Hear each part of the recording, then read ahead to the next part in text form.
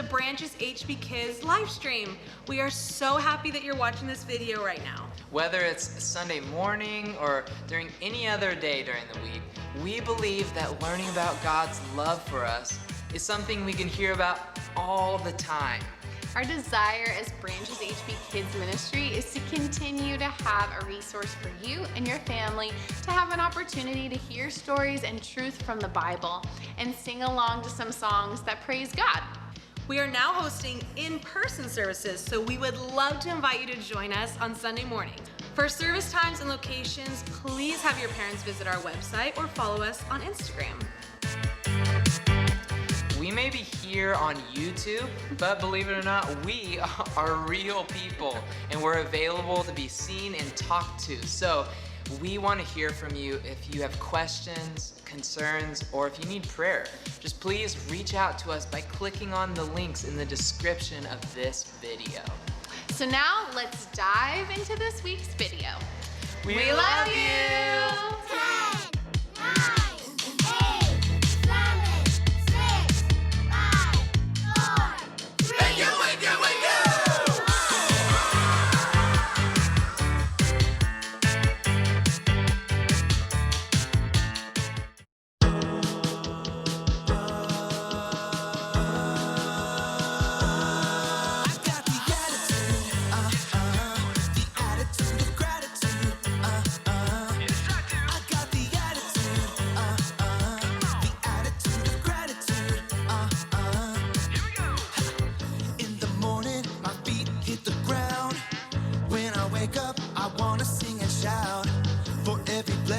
And good thing that you do, I know that it's true, and so I'm gonna choose the attitude of gratitude. I got the attitude of gratitude. It isn't easy when I'm feeling sad, but when I'm singing, I see it's not so bad. I'm thanking you, God, for everything you do, 'cause I know that it's true, and so I'm gonna choose the attitude of gratitude. I got the attitude of gratitude. I wanna be thankful for my family and my friends. Yes, I am thankful. If you're thankful, come on and clap your hands. Thankful. And if it's yucky, I'm still thankful for my food. Thankful for you and you and you and you. The attitude of gratitude. I got the attitude of gratitude.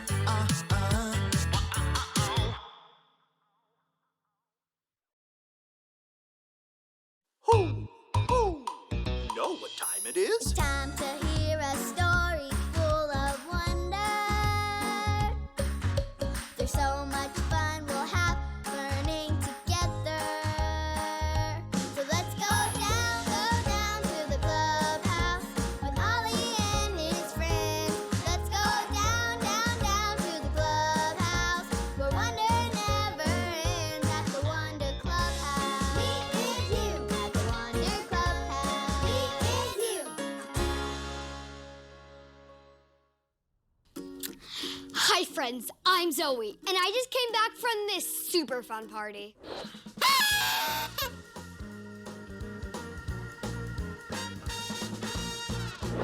My family and everyone who helped with the community garden this year had a big dinner. We all made something to share using the food from our garden.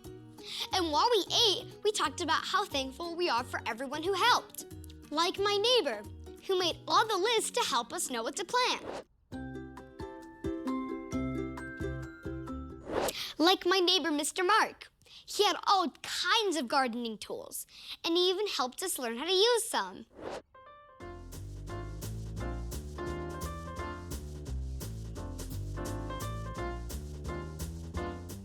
And everyone who helped take care of the garden and pick the food.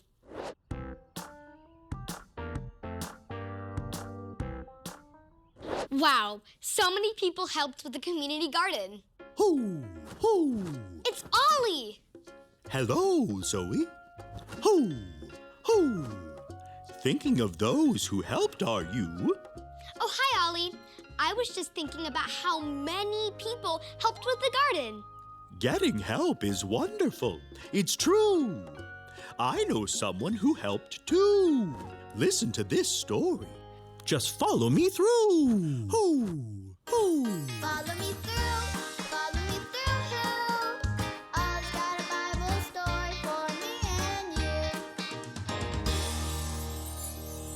Oh, and I can't forget the carrots. Wow. Oh, hey friends, I'm Luis. Look at this. I'm putting together this basket of vegetables to give to my good friend Mark. He really helped me out when I was planting my garden this year. I couldn't have done it without him. Oh, that makes me think of a story. Do you want to help me build it? Ha-ha, great. Let's put it on the story fence. Hammers up, little builders. Ready? Uno, dos, tres, hammer. Great job. You can put your hammers down. Now, we just need our story tools.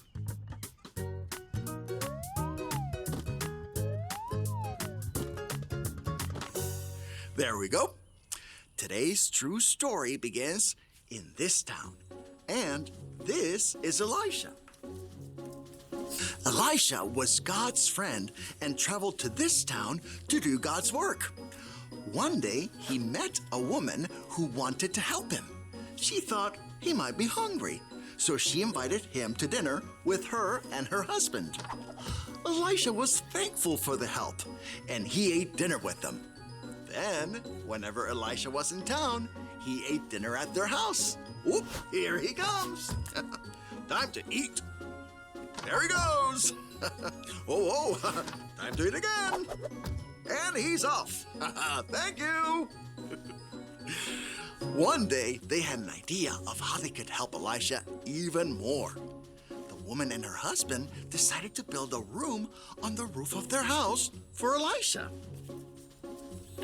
Now they have the room, but what are they going to put in it? Elisha will need to sleep on something. What should it be? Should he sleep on a trampoline? Or should he sleep on a bed? A bed, that's right. Now, what if Elisha needs a place to sit and write a letter? What will he need? A swimming pool or a table and chair? A table and chair, you're right. That's exactly what he'll need. Now, one last thing. Elisha will need something to help him see in his room when it gets dark. What will he need for that? A kangaroo or a lamp? A lamp, you're right.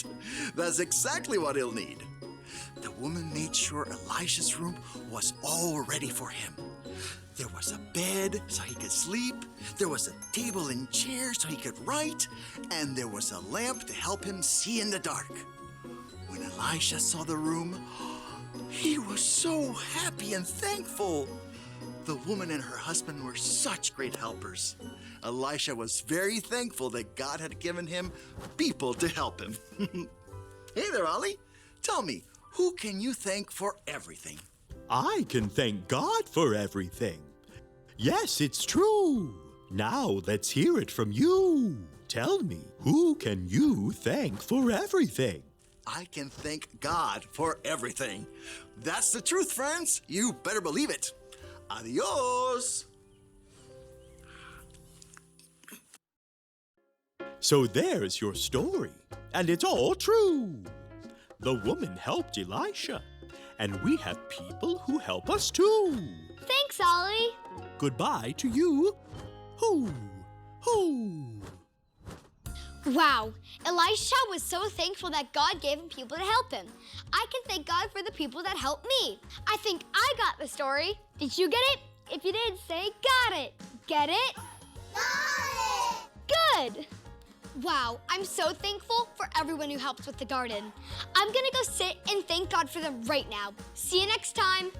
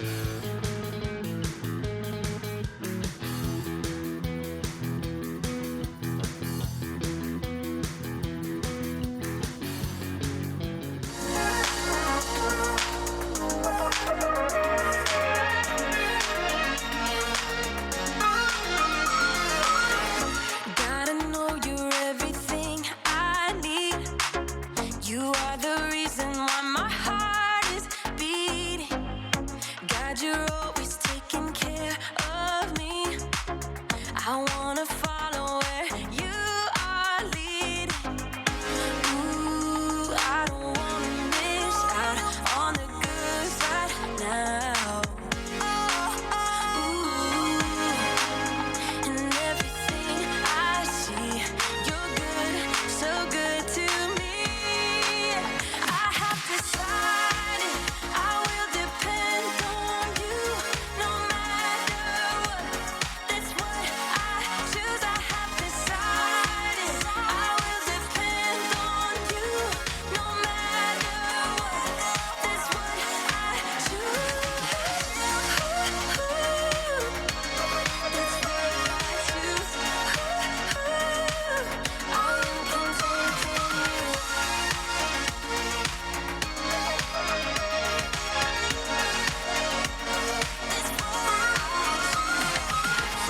Thank you for all that you've given me. You are generous and good for everything. Help me share the love you're showing me. I want everyone to know you better. Ooh, I don't wanna miss out on the good right now. Ooh, and everything I see, you're good, so good to me. I have decided I will depend on you no matter what. That's what I choose. I have decided I will depend on you no matter what. That's what I choose. That's what I choose. I am content in you.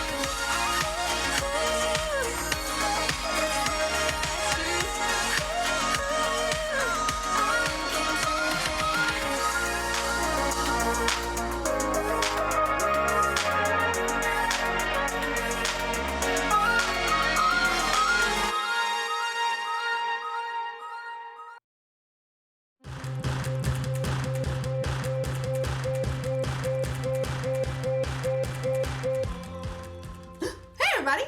My name's Erica, and I'm here to talk to you about contentment.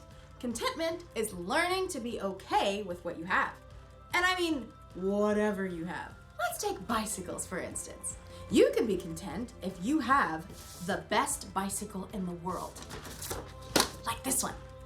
This is top of the line. You could climb a mountain with this bike.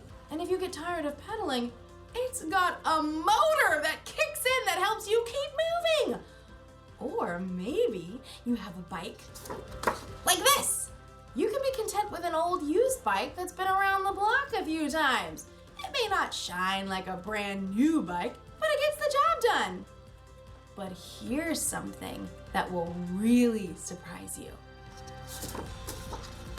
That's right.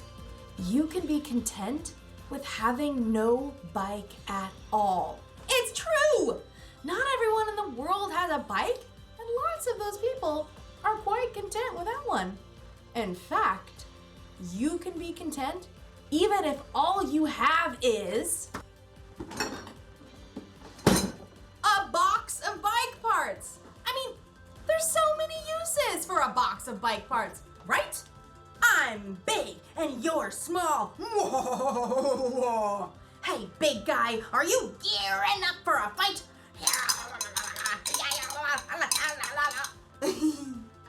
In today's story, we'll hear about the next step after contentment. I think you'll get a real kick out of this story. This is a kickstand. So many uses. Man, all right, I'll see you next time. The Bible. It's 66 books of history, stories, letters, and poetry that fit together to form God's one big story. The epic adventure of how He created us and loves us so much that He made a way to rescue us. As we travel through the Bible, from Genesis to Revelation, we discover people who met God and found their lives changed forever. Now, for an amazing story, inspired by the book of 2 Corinthians, chapter 8, verses 1 through 5. As Sarah entered the cafeteria, bagged lunch in hand, Grace waved her over. Hey, Sarah, we figured out the service project thing. Sarah slid into the seat beside Grace, across from Cassie and Rochelle.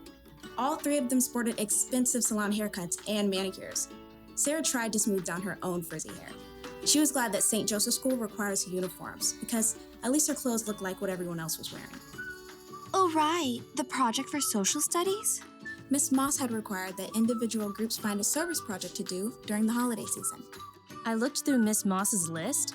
This one's perfect. Grace showed her tablet screen to Sarah. Helping a refugee family? That's a great idea. Yeah, we can just buy them stuff from this list and send it to their new home. Where is the... Sarah looked at the table again, trying to decipher the name on the page. Where is the KMB family living? Somewhere over on the east side, like Grove or some place with those rundown houses. Sarah swallowed hard. She lived on the east side when she moved in with her grandma. It was only because of a scholarship that she was able to attend St. Joseph's School. It says here the family needs 3 sets of sheets.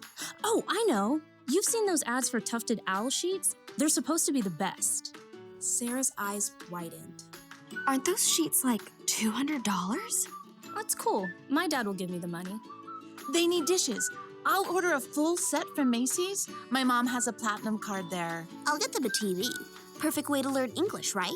Enter a credit card number and boom, service project done.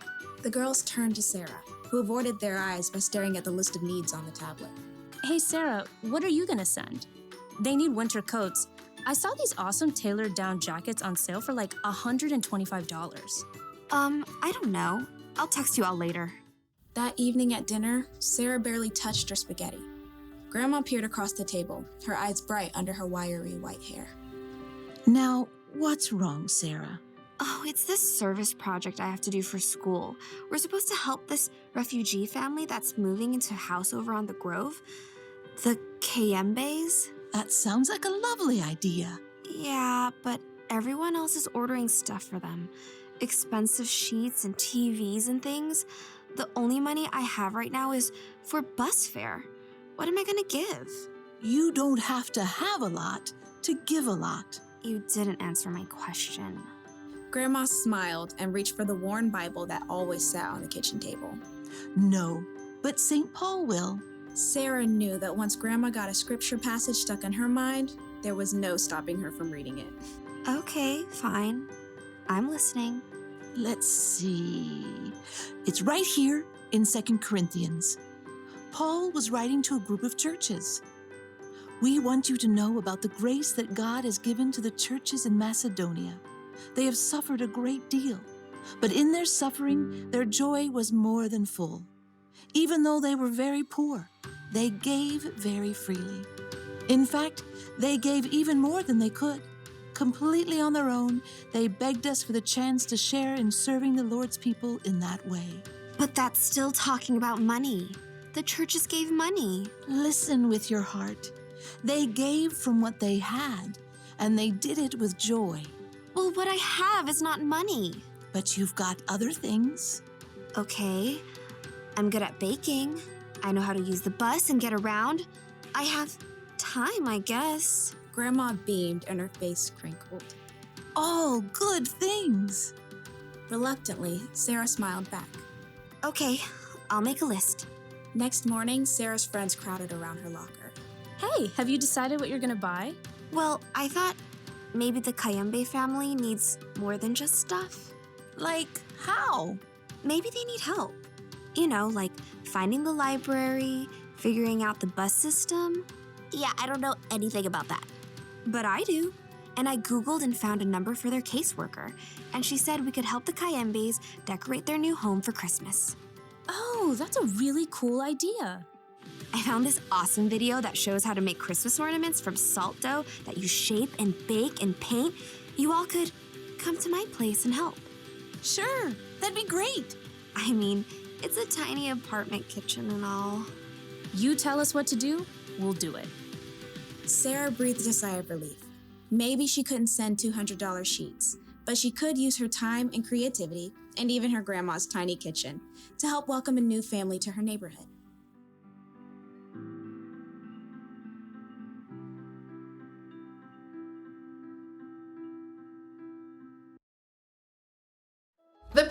Macedonian churches didn't have a lot. And yet somehow they were okay with that. They were content. And it was that contentment that made them want to share their time, talents, and resources with others. You see, when you learn how to be content, it makes you really see all the good things you have.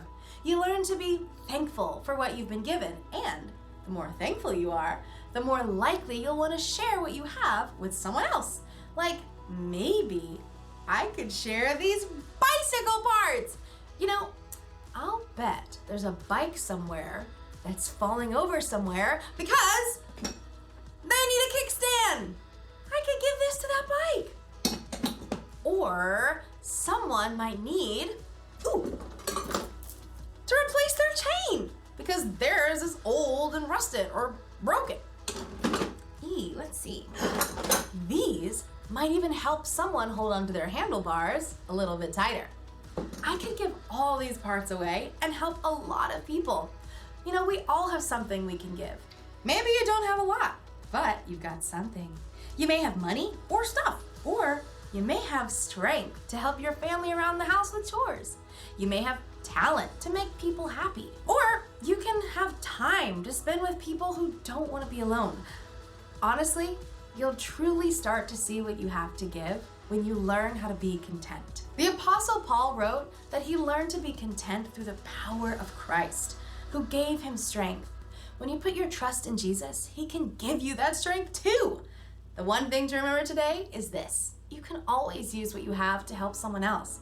So think about all you have to give and be thankful. Don't forget what I've spoke in. Get it? This is a spoke. See you around, 'cause it's a wheel.